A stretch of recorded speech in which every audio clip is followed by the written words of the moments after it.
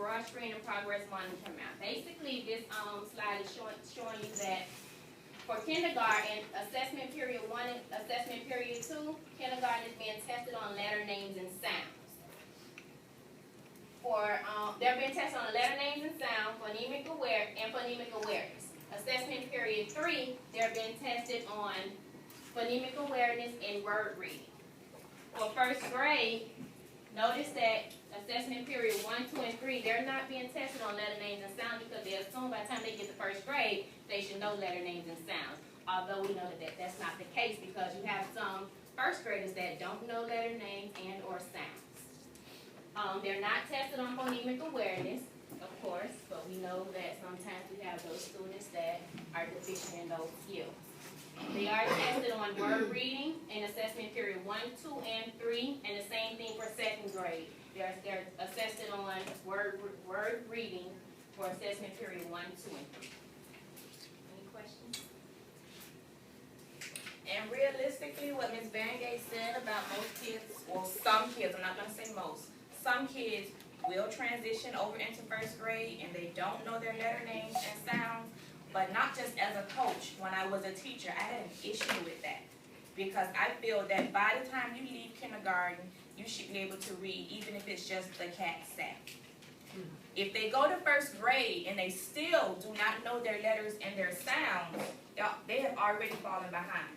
And that's why we have so many kids that get to third grade and struggle with these assessments that they have to take because they don't have that foundation that should have been laid in kindergarten. So they try to make us feel like kindergarten is not really important, but realistically, it's one of the most important grades to teach. Kindergarten, first and second. Yes.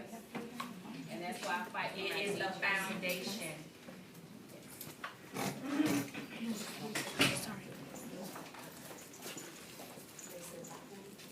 Okay, so now we have the K-2 score map. Again, this is just like what we stated previously. The broad screen and the progress monitoring equals the probability of reading success. In the BDI screen, they're tested on listening comprehension, which equals the total questions. You have your implicit questions and you have your explicit questions. They're tested on reading comprehension, total questions correct, again, implicit and explicit. Fluency, which is the percent accuracy. They're tested on vocabulary and spelling. And remember, only second grade gets tested for spelling. And then you have your TDI report. And notice on your TDI report, you have ME, which means meet expectations, and then you have your BE, which are the students that's below expectations. And we'll look at that report in a minute.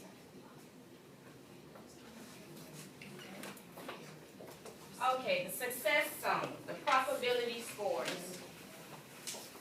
Yes, we all want our babies to be here by AP3, okay? When they usually come into kindergarten, you have maybe 2 or 3 that are already here, but the majority of them are here and here. And so what this shows us is what these 3 colors mean. If they're green, that means that 85% or better probability of scoring at or above the 40th percentile at the end of the year on the SAT. If they are in the yellow, they have a 16 to 84% probability of scoring at or above the 40th percentile. And if they are in the red, they are 15% less probability of scoring at or above the 40th percentile.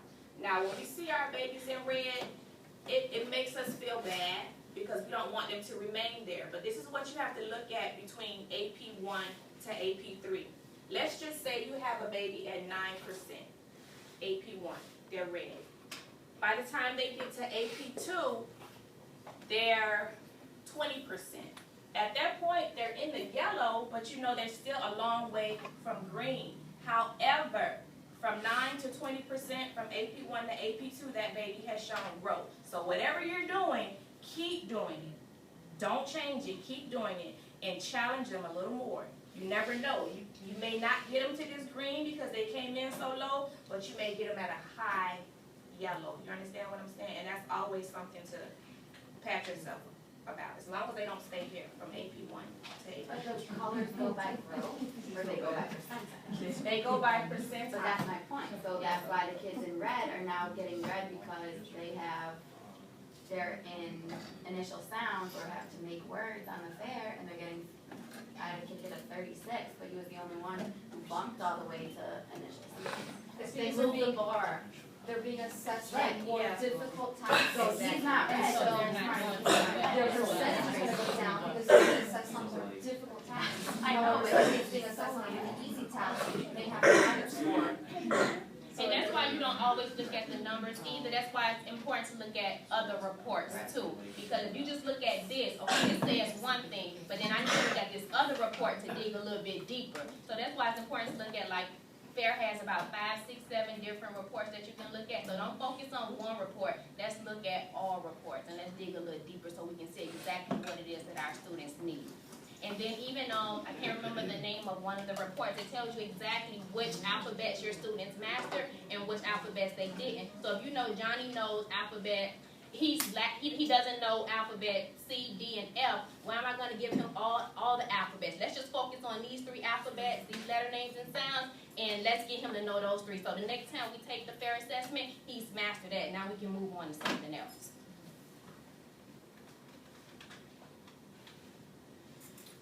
Okay, the K2 reports and documents to guide instruction.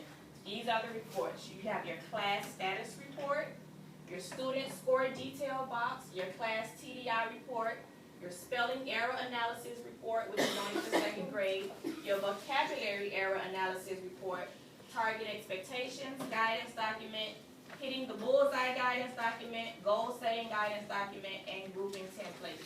Now, these right here, the class status report, student score detail box, class TDI, and spelling analysis report, you want to look at all of these, the vocabulary as well. You want to look at all of these when you consider grouping your students, because all of them have individual answers to help you understand what it is that that particular student is struggling or showing deficiencies in. Am I making sense? Yes. I've never seen the hitting the bullseye guidance document. What is that one about? We have that on We the have, one, you'll right? see it, we have it.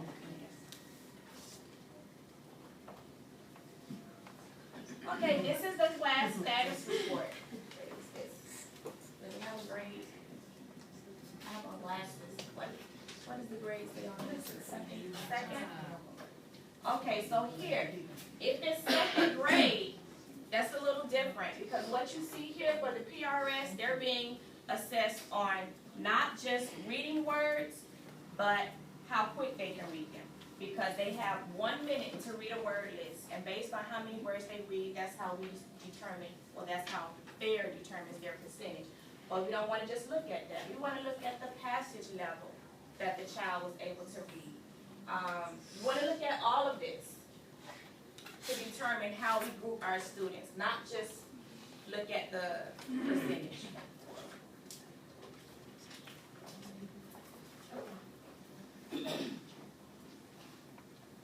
Okay, here's the TDI. Just at first glance, without even going over this entire document, which one of these skills is this particular class most efficient in?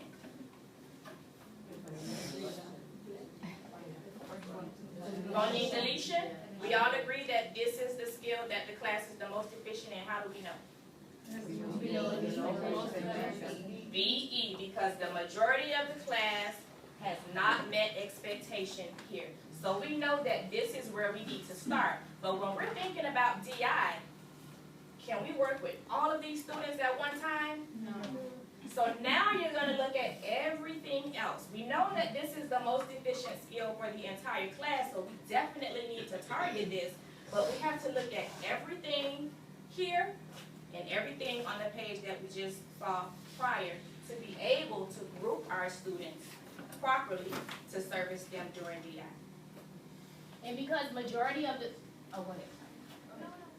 I was just raising my hand because student 8, like, you see how there's nothing across the board? We had that happen to a couple of our kids where they tested them and they were our high kids, but yet it didn't say any across the board, it just said nothing, not being, so we were wondering, does that mean that they just mastered everything? Yeah. They mastered it, yeah. Okay. So, yeah. So when you have a completely blank line. You know that they are green. Okay, they mastered it. They are green. And then what I was gonna say is, you see that how you have a lot of students that's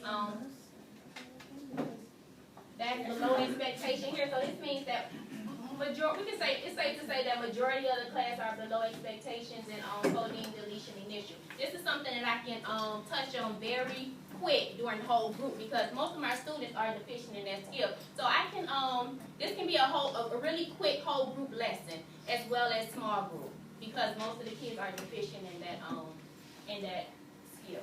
She had a question. Okay, do we still OPM those kids, or we go up like we go to first grade stuff? Like, She's talking about student number 8. If like that, number 8, number 16, whatever, like they're talking about.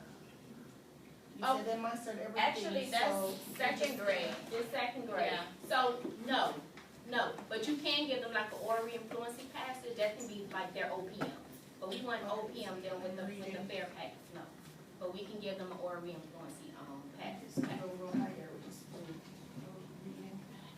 And then with these students too, the ones that are here and they mastered all these skills, I'll focus on vocabulary.